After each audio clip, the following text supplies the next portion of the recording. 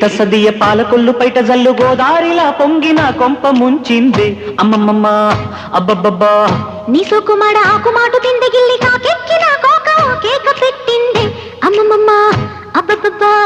గంటకో తుంటరి నడక ఒంటిగా పండద పడక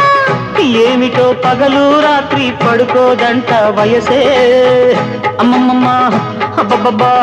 నీ సోకుమాడ ఆకుమాటు పిండి గిల్లి కాకెక్కిన కోక కేక పెట్టింది అమ్మమ్మమ్మ అబ్బబ్బబ్బా